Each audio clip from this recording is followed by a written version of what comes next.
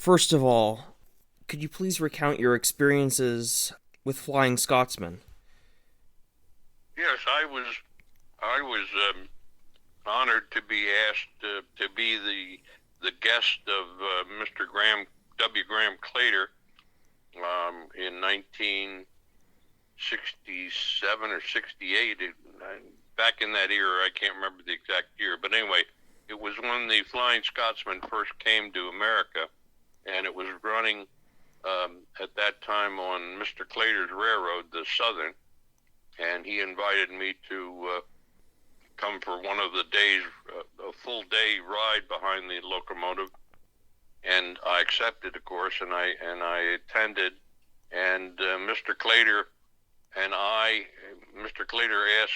invited me to join him in walking through the train and up through a narrow passageway in the tender of the Flying Scotsman that allowed you to come from the train through this narrow passageway internally in the tender and end up in the cab of the locomotive.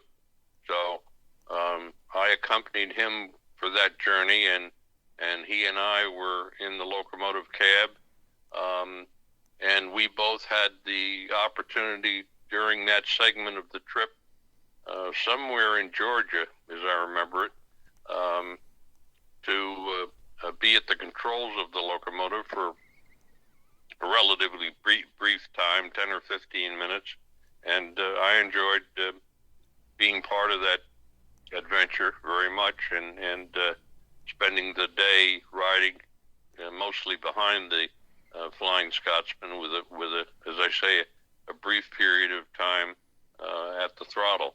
So it was a lot of fun. Oh, all right, excellent. The year that Flying Scotsman arrived in America was 1969, and it Okay. crossed the southeastern portion of the United States during 1969. Right. In December of that year, I believe it was stored in a roundhouse in Texas for a couple of months Right. before the second tour began. Right. Okay, so I thought that you were driving Scotsman for a longer period of time. There was a period when it had a relay run with Alton and Southern 750 Okay. uh, between Atlanta and I can't remember what city. I have to look it up briefly. Okay. Okay, it was Atlanta to Anniston. Yeah, I think that was the segment I was. I think Aniston is. That's a name that sounds familiar to me, but my memory isn't complete at this point. But I think that's right. Yeah. Oh, okay. Yeah. So you attended the Steamerama then, and do you remember all three locomotives? It was Savannah and Atlanta 750, Flying Scotsman, and I'm pretty sure it's Southern 4501, all gathered together in the same location. Yes, For I do recall that, and I was in attendance at that as the guest of Mr. Claytor. And I think the year was 1969, I believe. Yes, Yes, it was. yes, yes, yes. I did attend that. It was a very nice affair. Yes. And did you have dinner that specific day with Alan Pegler?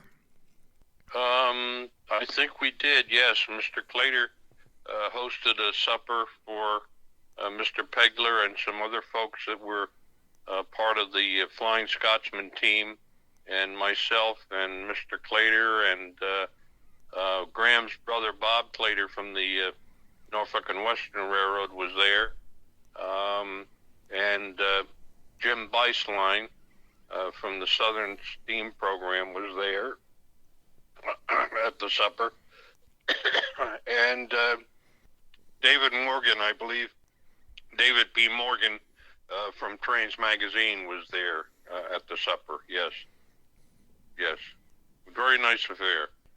All right, thank you very much for recalling that for me. Mm-hmm.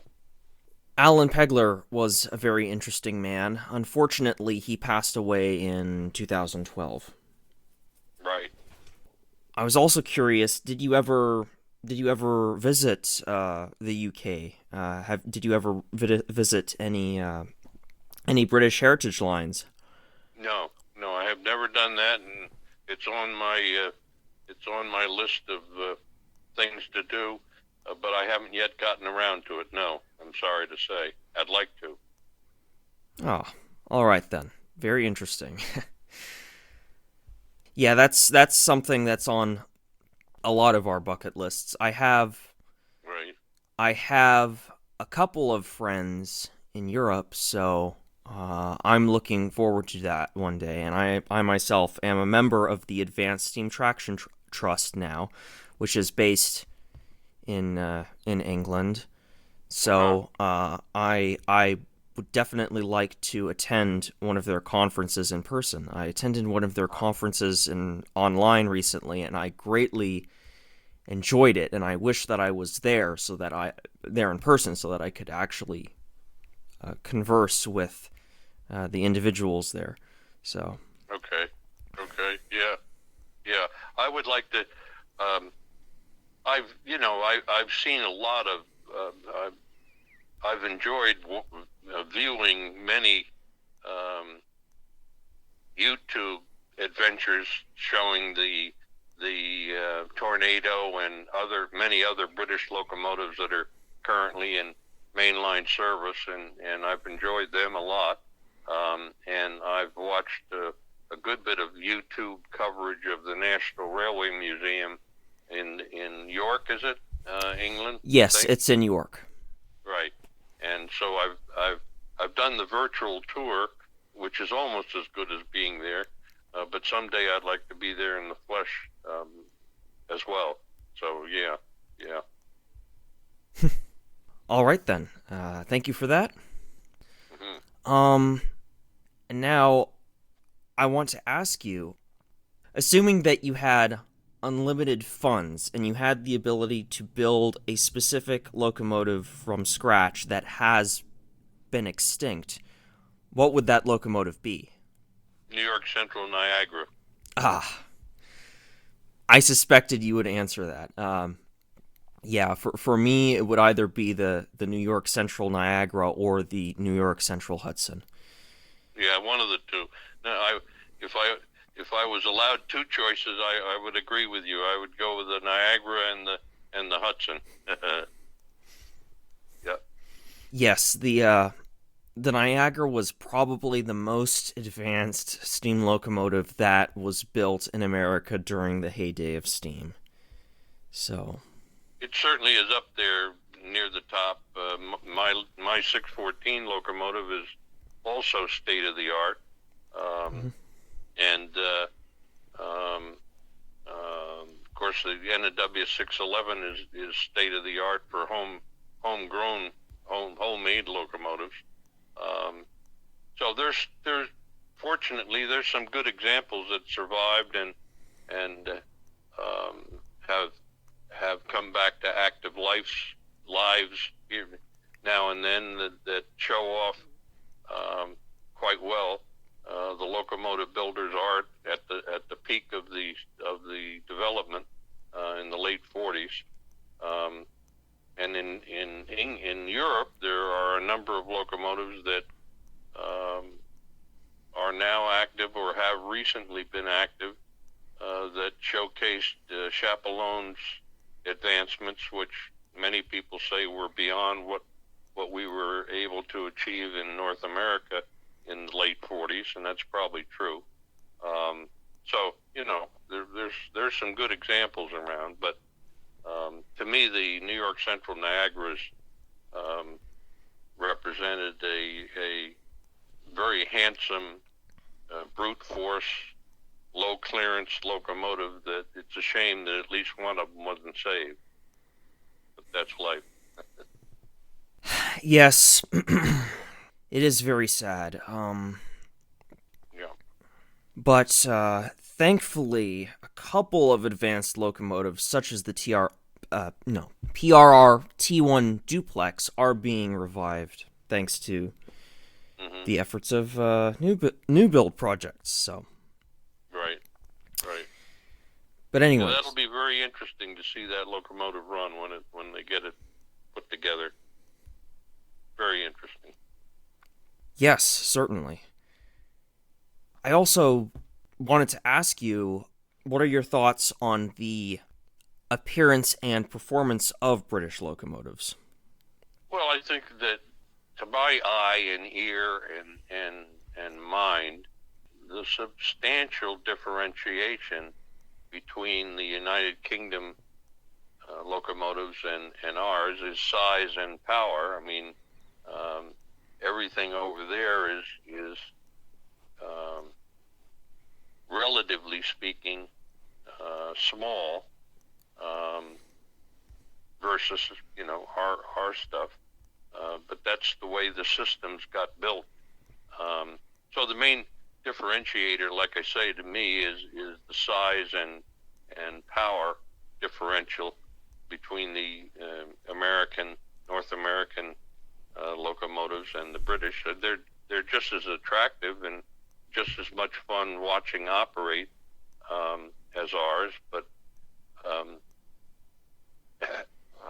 having grown up as I did with American power and getting used to that,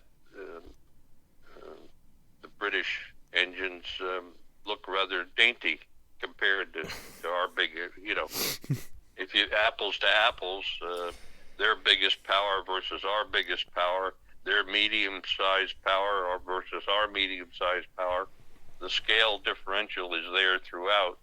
And I grew up liking big and powerful, so that's where my heart is. All right, then, yeah. Certainly. I mean, they had very different practices than ours. They tended to use like steam cylinders that were not cast in the same block as the steam chest, which could make maintenance easier in some cases, but in other times not. And they also really loved to make them aesthetically appealing, not just to engineers, but also to the upper classes. So they preferred to have, well, at least in the beginning, they preferred to have all of the running gear inside rather than the outside. But eventually the companies decided to move to outside motion because of maintenance costs. Right. Right. And as I understand it, on average, I won't say that this is the case for every single class in comparison between the Americans and the British. The British had more efficient locomotives in terms of fuel economy. Yes. But, interestingly enough, their components were not as reliable. They did not meet the American standard of reliability, and this comes from David Wardale's account of historical literature that he gave in the Red Devil. So, anyways, Right. All right. Well, thank you for that.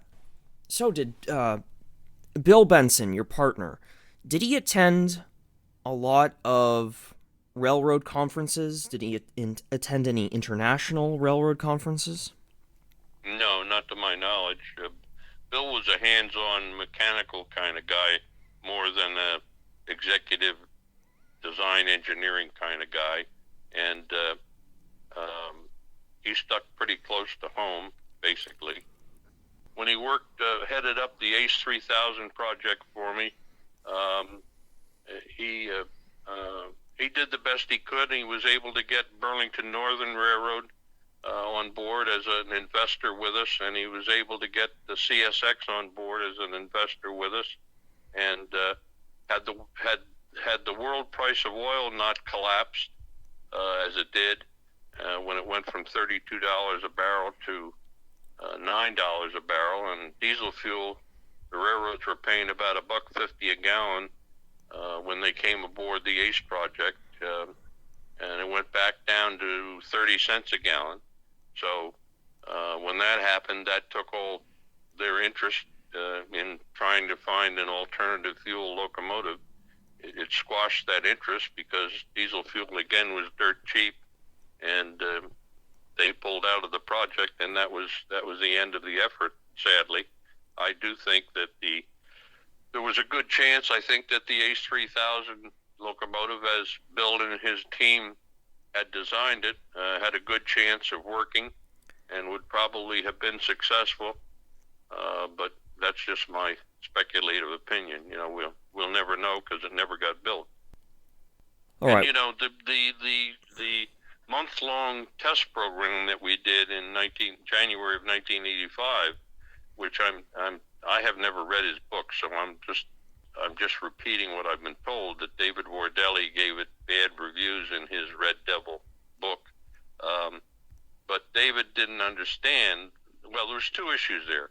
One, David Wardale, when he came over and spent a little time with us during the test runs, thought he was smarter than Dante Porta, who was the lead design engineer on our team, and Dante Porta was light years, in my opinion, was light years more qualified than Wardale was. So that was an issue.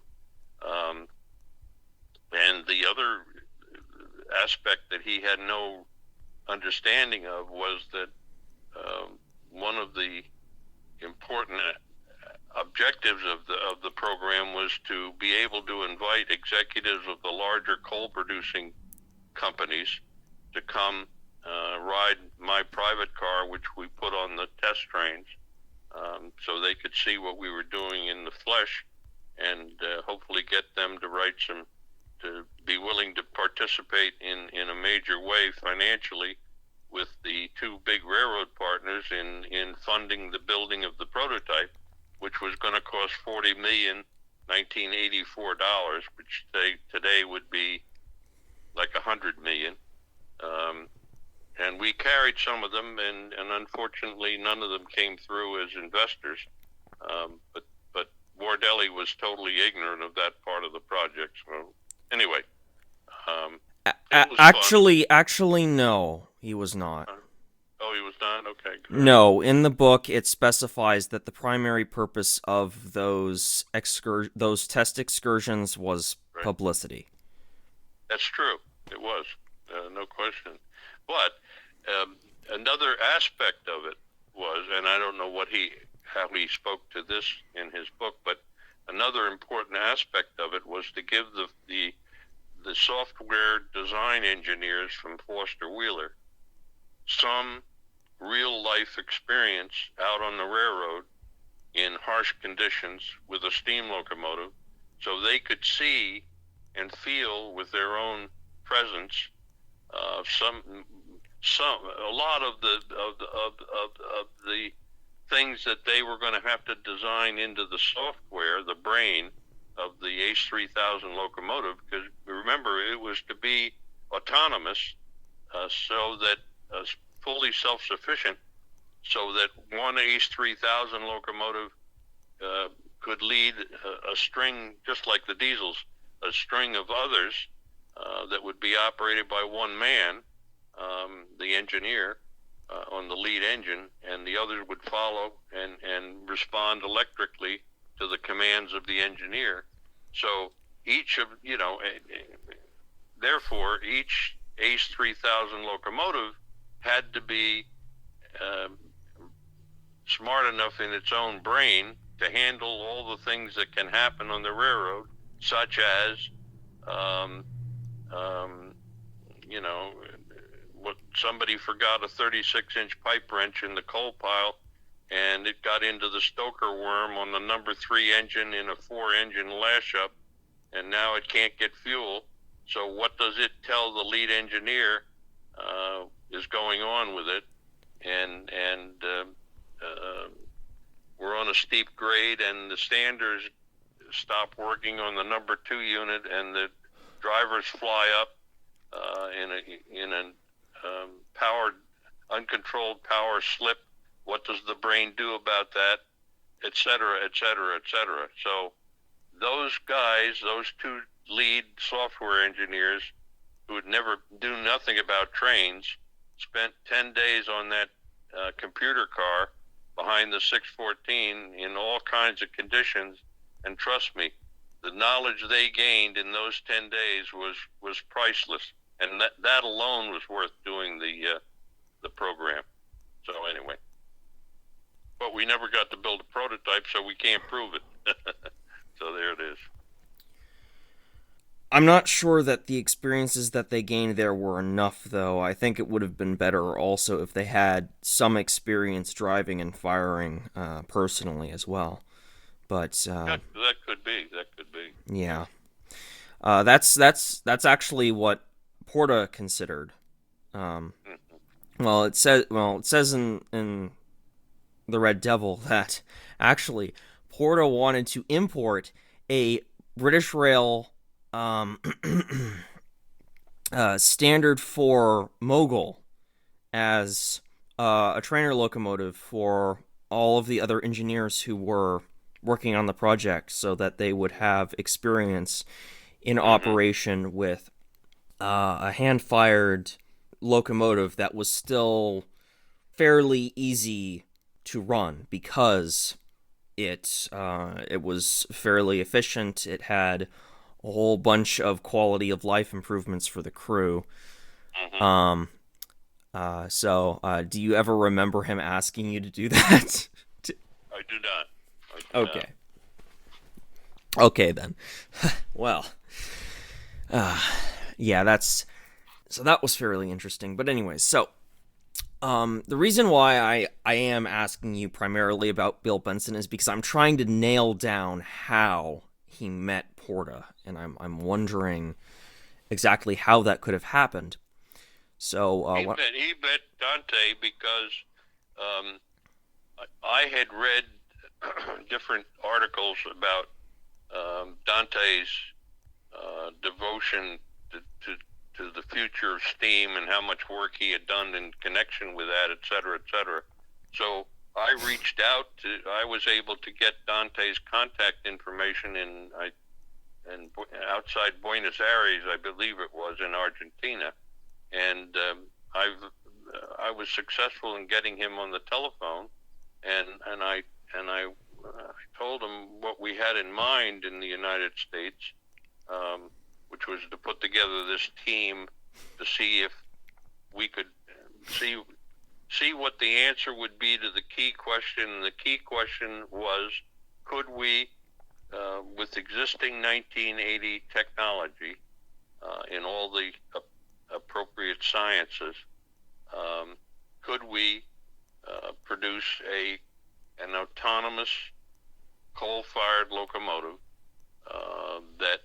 that could be built and operated so that it would be a economic winner versus the best diesel electric products then available from General Motors and General Electric. And would it be possible burning a fuel that at that time was 6 times cheaper per BTU than diesel fuel, at $1 a gallon for diesel fuel, and the then prevailing price for Eastern and Powder River coal, which made those fuels 6 times cheaper per BTU than the steam locomotive, than the diesel locomotive.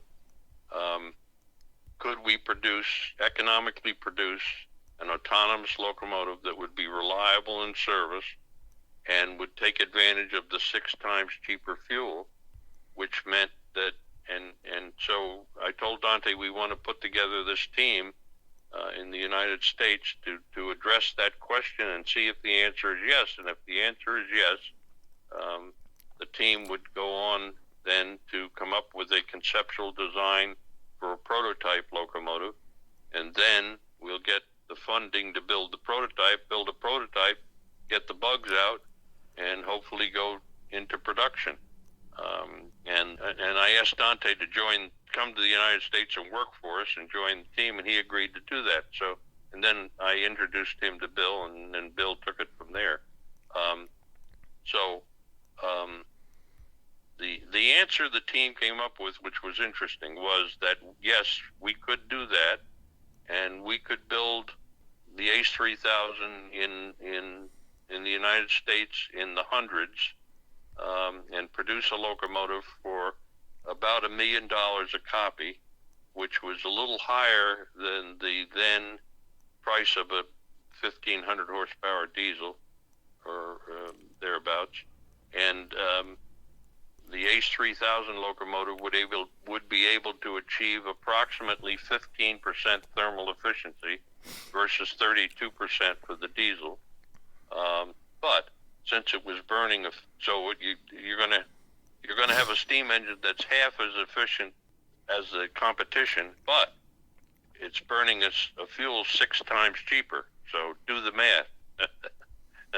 You're going to be way ahead at the end of the day, if all those figures are proven to be true. So Dante said yes, he'd like to be part of it, and he joined us and came to the States, and for 2 years, I think it was, full time. He and his wife lived here with us and worked on and led the team.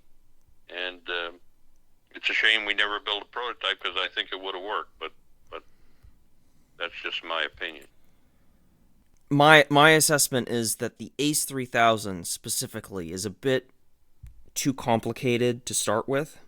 I am not convinced that something very close to it could have worked. But since you were working with such a small R&D team and you were starting, well, mostly from scratch, the best engineering strategy was an iterative design process, which is really the best engineering design process for basically anything, which is that you need to iterate on the designs and build multiple prototypes in which you gradually add on complexity. Right. I have been told by the Advanced Steam Traction Trust that they have literally no interest in the Ace 3000, but I have interest in the Ace 3000 specifically because I do acknowledge that some of the complexities of the Ace 3000 are necessary for the sake of economic viability. So, gotcha. Okay. Anyways, thank you for your discussion regarding that. And I also want to specifically ask you, because it wasn't elaborated in the book, but in the book, David Wardale says that on multiple occasions he brought up the proposal of building a Garrett, or a Garrett-like locomotive, and I wanted to... and he said that you rejected it, so I wanted to get a specific answer for that. Why did you reject the idea of building a Garrett? As I remember it, the principal reason that the Garrett proposal was not viewed favorably was that we had 2 representatives. We had a representative from each of the 2 railroads that had invested with us, Burlington Northern and CSX. And those 2 men particularly thought that the Garrett design approach was too foreign for the American railroad industry, and they were against it. And without their support, there was no sense pursuing it, obviously. That's why it didn't fly. Oh, okay. Well, that is a bit unfortunate, because the Garrett was a very successful design in countries such as South Africa and Australia. And I have heard, although I don't yet have definitive historical record to prove this, but I've heard that the Baldwin Locomotive Company actually purchased the exclusive rights to manufacture Garrett locomotives in North America from the Bayer Peacock Company in England. And That could be. That could be. I don't know. and supposedly they had a design proposal for the Rio Grande for a narrow gauge Garrett. Uh-huh. Right. But that proposal was never followed through with, so there were never any American-built Garretts. Right. Which is which I consider to be a bit of a shame, because there are quite a few advantages to the Garrett that were never tested in America. That would have been ideal on quite a lot of rail lines. So Right. yeah, thanks for answering that mystery.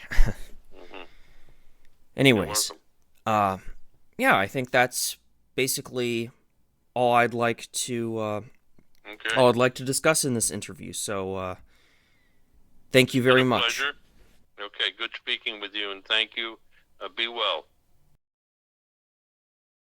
This is an addendum to the discussion.